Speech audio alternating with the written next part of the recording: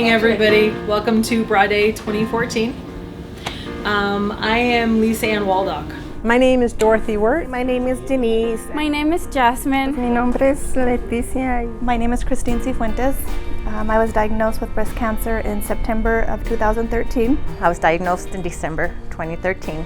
I was diagnosed actually when I was 33. It was almost 2 years ago now. I was 26 by that time. I moved here in January of last year, 2013, and in May, I popped positive for BRCA2. Everything begins when I was taking a shower. I was getting ready for going to school. I work at EPCC and I sit down for many hours during the day. I really don't get up, and I started getting shooting pains and I thought it was my back. So I was like doing this, thinking about something, and then it's when I felt the little bump. So one day I'm just laying there and I just decide to do my self-breast examination. So I do it, and then I feel a little lump and I push it, and it was that shooting pain that I was getting. For me, I was sick for a long time before they ever diagnosed what was wrong with me, and I had all kinds of tests. I did not have a lump. My mammogram was normal. Everyone kept telling me everything was fine. Within 6 months, they still didn't know what was wrong with me, and finally my doctor said, let's do another mammogram. So when I went for the mammogram, they right away found a pea-sized little round, they said it was a fatty tissue at that time. So I told them, how can it be a fatty tissue if it hurts? So that's when they decided to do a biopsy. I have a long history of cancer in my family. Nobody in my family has cancer. I'm the first one. I'm the first one who got diagnosed. So I went to the doctors and I said, something is wrong. And they said, nothing is wrong. We've checked and we've checked and we've checked and we've sent you for mammograms and nothing is wrong. They palpated no lump. They looked at me and they went, ugh, you're overweight, you're fibrocystic, you're a paramedic, you probably eat too much chocolate while you're working on the trucks, you drink too much caffeine. You're fibrocystic, you're lumpy. No big deal. And they're starting checking up my right breast first, and they said it was good, and then they started on the left side, and she said, where do you have the bump? And I said, it's here. And then they went silent. Dr. Hendricks told me that I had a type of cancer that only a 60-year-old woman would have, not somebody my age. He said I had tubular cancer. He goes, and it's very rare at your age to have it. I didn't know what to say, how to act, and then my tears just came out. My concern was my dad. I'm daddy's little girl. So it was like, how do I tell my dad? How do I tell my oldest? My oldest is my rock. She's always been my rock ever since I got divorced from her dad. She's always been I gotta keep going. I had 9 tumors in my right breast. So I was told that to prevent getting breast cancer, my best option was to do a bilateral mastectomy. Not a decision every woman wants to make, especially when you're in your early 30s. I told my husband, I want them both off. I want them off now. I don't want to rely on a mammogram for the rest of my life because number one, it missed the cancer to begin with. Number two, my breasts were so dense that it couldn't even pick up that middle chip. I spoke to my oncologist, Dr. Rivera, and she's all like, we're gonna try our best so you won't have to go through the surgery. I'm a big chicken when it comes to hospitals. A big chicken. I asked them, I said, does it make a difference if you do a full mastectomy or if you just do the lumpectomy and no dissection? Does it make a difference on my survivability, if I live, if I die? When we found the lump on the left, Dr. Rivera said, we have to do the double. There's no way around it. I decided doing a bilateral would be the best way to not only save my life, but be a continual part of my children. When she told me I had to get both done, that was like a downfall for me. I had boobs from the time I was 12. So to have that taken away from me at 33 and not to be able to have reconstruction was really horrible for me. And I even told my fiance that I can't get rid of them. I love them too much. It took me 20 years to get them the way I have them.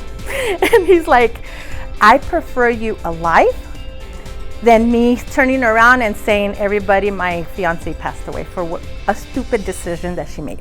So I called Nurse Pat, who was my case manager, and she said, I'm gonna send you to the best in town. Then they sent me with Dr. Paladino.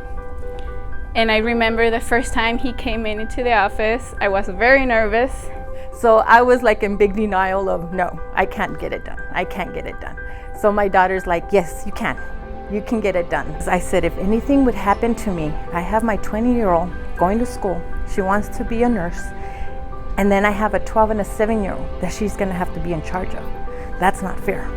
They had given me this list of people to go see, and Dr. Palladino was on that list, and I went and talked with him, and I knew from the time he walked in to welcome me to his office that he was the surgeon that best suited me. I come and see Dr. Agullo, wonderful man, wonderful staff. He explained everything, the procedure and everything, and I was more calm. I was not very interested in having anything done, and meeting Dr. Palladino made all the difference in the world in my deciding that I was going to go through. And every time I go to appointments, I'm very nervous, but with him, it's like he's always joking, and I don't know, it's fun to go with him. He has just been so compassionate and caring through the most difficult time in my life, because this is scary stuff. Part of me wanted to say, why do I need this? I'm not even gonna be alive in a month. In a year. Who cares about breasts? You know, who cares about all of this? Reconstruction isn't for everybody. Different types of reconstruction isn't for everybody. I'm thankful to God that I found it, because I feel better about me. He makes me feel whole again, and I feel comfortable with myself. You can tell today that one thing brought us all together in this room today, but you can tell that every one of you is very different and unique, and your paths somehow crossed with ours. So we want to thank you for putting your trust in us, for allowing us to be part of this very important thing that allows you to feel better and allows us to feel better at the same time. We feel blessed to be part of that path and that renewal. If it wasn't for my kids, I wouldn't be here. It was moving very aggressive, and if it wasn't for my husband, I wouldn't have gone to the doctor. My husband, who has just been wonderful through all of this, and we have 6 kids. My fiance, thank God, he's been there through thick and thin. As a matter of fact, he proposed to me when I got diagnosed with cancer. Between the doctors and their spouses and the staff, they made me cry the last event they had, because they said I was family. And if you don't know it, they really feel that way about all of you. And thank you for everything you've done for me, because you made me feel like a woman again.